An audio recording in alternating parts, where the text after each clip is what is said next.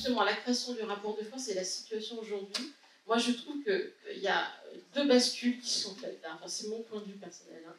Moi, en 86, j'étais aux États-Unis et je me suis retrouvée en Californie avec une avocate américaine qui disait oui, les pauvres, c'est des feignants et tout. Wow. Moi, j'étais Bourdieu et tout ça.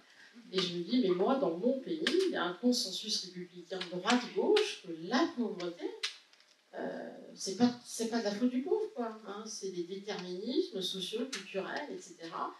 Et j'étais hyper choquée, quoi. Parce que pour moi, c'était vraiment dans mon ADN de française que de considérer qu'on avait une co-responsabilité sur les pauvres.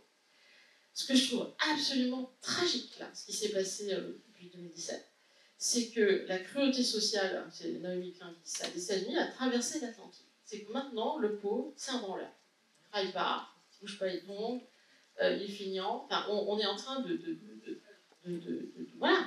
d'oublier en fait que la pauvreté, c'est le résultat de déterminismes sociaux. Et je me suis retrouvée à animer une table ronde il y a Emmaüs, quand j'y étais, où je dis à un sociologue, je dis, mais est-ce que votre discipline est en faillite? Parce que si on ne considère plus que la pauvreté est le résultat déterministe, ça veut dire que les sociologues ont perdu la bataille d'opinion. Il dit oui, on n'a plus Bourdieu. Bon. Donc, Bourdieu revient. Mais la conséquence de ça c'était 2017-2022, la conséquence de ça, elle est sur nous maintenant.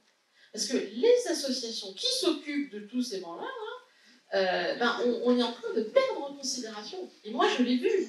C'est-à-dire qu'avant, on avait des rendez-vous, et bien, il y a 5-6 ans, on avait des rendez-vous qu'on n'a plus aujourd'hui. La considération pour les associations qui s'occupent, qui accompagnent d'intérêt général, aujourd'hui, dans le CAC 40 de ce qui est estimable et valorisable, est en train de chuter, et ça, c'est quand même très grave. Ce qui est grave aussi, c'est par rapport au financement des associations, c'est le transfert entre subventions et marché public. Hein. On est en train de transformer la société civile en prestataire de services. C'est grave, vous l'avez un peu dit ici. Hein. La subvention, il faut accompagner les idées de la société civile, il faut les financer, c'est normal. La subvention, maintenant on dit ça, c'est un gros mot, c'est associé bouffeur de subvention, sous-perfusion de subvention, mais c'est noble la subvention. C'est ce qui permet d'accompagner la vitalité démocratique d'un pays. Pourquoi c'est devenu un mot négatif? C'est incroyable cette chose-là. Voilà, écoutez, bon, j'essaie un peu disperser mon affaire là, mais qu'est-ce que je voulais vous dire d'autre?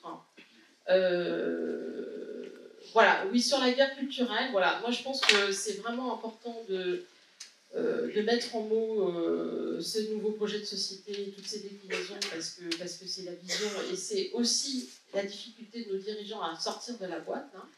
Et je voulais vous terminer parce que c'est une phrase qui me donne beaucoup d'énergie. Personnellement, c'est des mots d'Hannah Arendt qui dit que les mots justes trouvés au bon moment sont de l'action. Ça nous encourage quand même à... Quand on n'a plus les moyens d'agir, on a les moyens de parler. Voilà. Merci. Merci.